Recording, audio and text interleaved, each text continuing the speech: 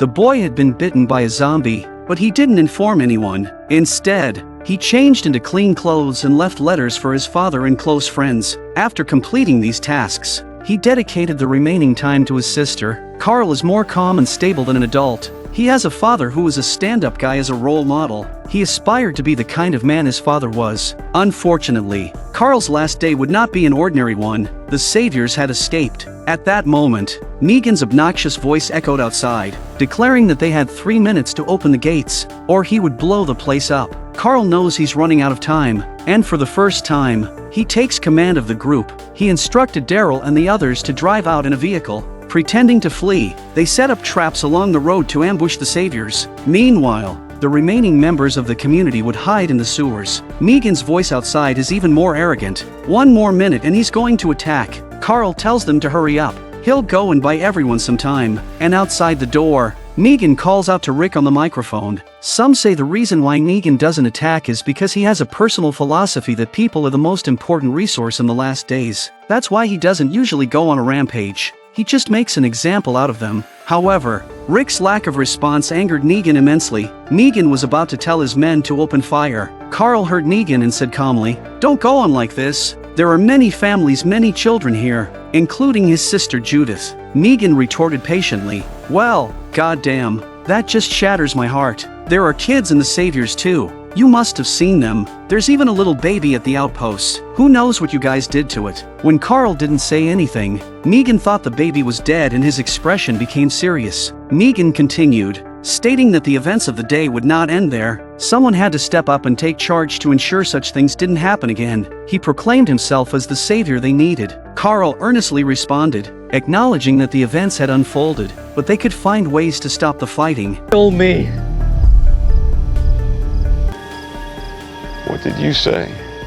Negan was taken aback, surprised by Carl's words. Carl continued, stating that he didn't want to die, but he would if it could prevent more bloodshed or change Negan's mindset. Is that what the world is supposed to be like? Is that what you want to be? To be honest, Negan was touched by Carl's words and actions. He greatly appreciated the child's courage and sense of the bigger picture, which endeared him to Negan. As they conversed, Daryl and the group had already prepared the truck, ready to follow Carl's plan to ram through the walls and feign escape. Outside, the saviors had tightly encircled the community. Hearing the sound of the truck, they immediately went on high alert. Cars aren't going to be enough, D. We should have had the trucks. I don't know. As soon as Dwight finished speaking, the truck led by Daryl crashed through the fence and ran away from the roadblockers. Dwight ordered his men to pursue, while the woman reported the situation to Negan and led her group after them. Negan was still immersed in the emotions stirred by Carl's words and actions initially. When Negan learned of this news,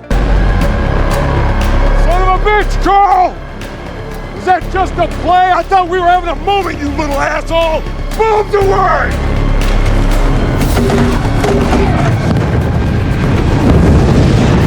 he gave the order, and his men launched grenades into the community. Carl saw the saviors firing and quickly retreated, throwing smoke grenades as he went. The wound from the zombie bite grew more painful, but Carl pushed through the pain. These maniacs have a lot of power in their grenades, and it looks like they're really going to level the place. Out on the road, as Daryl and his group burst out according to Carl's plan, they parked the truck in the middle of the road and took cover on either side of the woods. Soon they hear the sound of cars coming up behind them. Daryl threw a smoke grenade, obscuring the vision of the approaching vehicles.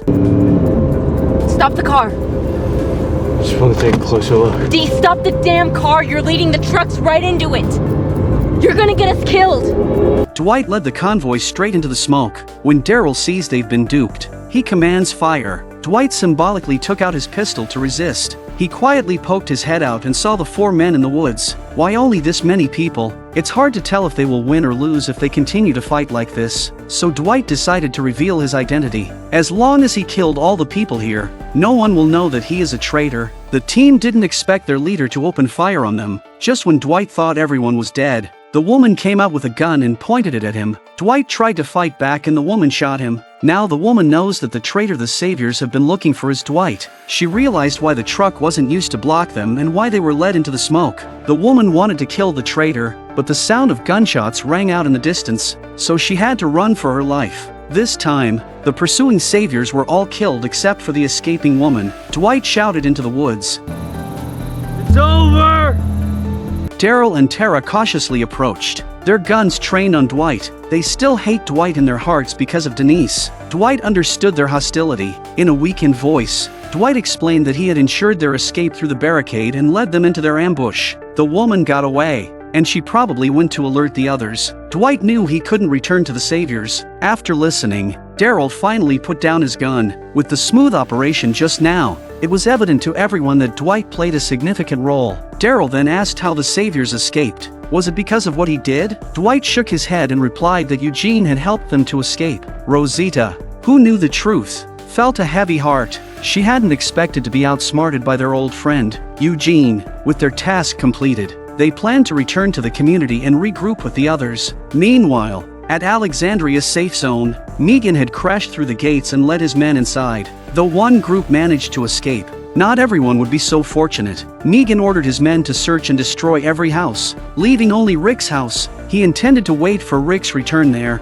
Negan instructed his men not to shoot Carl if they encountered him, but to bring him back unharmed. At this moment, Carl continued to throw smoke grenades inside the community, but his body was starting to deteriorate, and he felt like he could collapse at any moment. At this point, two of the Saviors spotted Carl. Carl immediately threw a smoke bomb to cover himself. The two men didn't dare to shoot. After all, this is what the boss had told them to do. By the time they rushed over, Carl had already disappeared. What they didn't know was that Carl was hiding under their feet. 20 minutes later, Daryl and the others returned to the community and reached the entrance of the sewer as previously arranged. They wasted no time and entered one by one. Only Michonne was gazing at the community, now engulfed in flames and echoing with gunfire. Her concern was for Carl. She had no idea how he was faring. As Michonne stood there, lost in thought, Rosita gently called out to her, urging her to come down. Without a word, Michonne sealed the sewer entrance shut. She was determined to find Carl.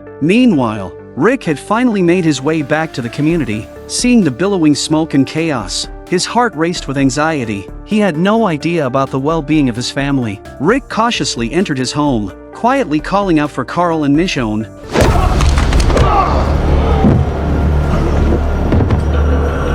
Shit isn't funny anymore.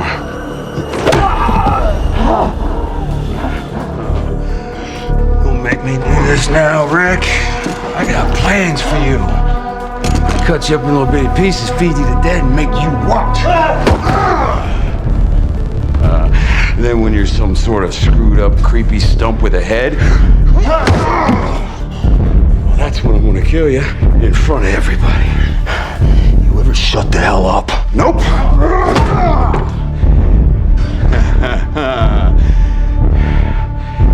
You know your kid volunteered to die. What kind of boy you raised, Rick? I'm gonna fix him. 'Cause I like him. In a few years, he's gonna be one of my top guys.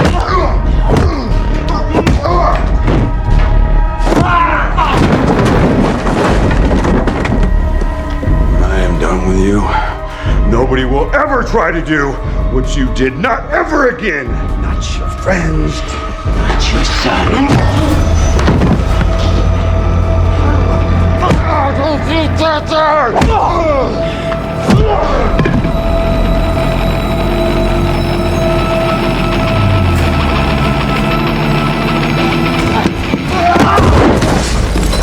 Rick was knocked out of the window by this, and he took this opportunity to escape as well. Negan rose to his feet, his face bloodied from the fight. Rick was the only one who could make Negan suffer. Michonne continued to roam the community, consumed by worry for Carl. Suddenly, a man hugged Michonne from behind and taunted, "It's their fault everyone here is dead." Michonne was seething with rage as she quickly disposed of the man. Michonne was a little out of her mind at this point, and was frantically venting her emotions. Rick, also nursing injuries from his encounter with Negan, stumbled outside, only to witness Michonne's frenzied state. It was only when he saw Rick that Michonne's excitement eased. Michonne leads Rick to the sewers, where almost everyone in the community is, and there aren't too many casualties. Judith was in there too. Rick was relieved and headed in. Slowly, Rick sensed that the atmosphere was a bit oppressive. The expressions were off. Everyone seemed to avoid eye contact with him, and a sense of grief hung in the air, making his way into the depths. Rick first saw Siddiq, which inexplicably felt a little familiar. Siddiq, too, appeared nervous under Rick's scrutiny. Just as Rick puzzled over Siddiq's presence, a voice sounded, and Rick's tension eased. But when Rick turned around and saw Carl's condition, his heart trembled and his mind went blank. Michonne also looked over in pain and at the same time was a bit puzzled. They came to Carl's face. Carl looked like he was in a terrible state. Carl turned to look at his father and instead of crying like the other children, he just lifted up his shirt in a calm manner. Michonne, upon seeing Carl's wounds, collapsed to the ground. How could this happen? Rick suddenly felt like he couldn't breathe, like there was a huge weight on his chest. Rick suddenly didn't know what to do. The first 2 times Carl had been seriously injured, he had been able to carry him around and beg for treatment, but this time,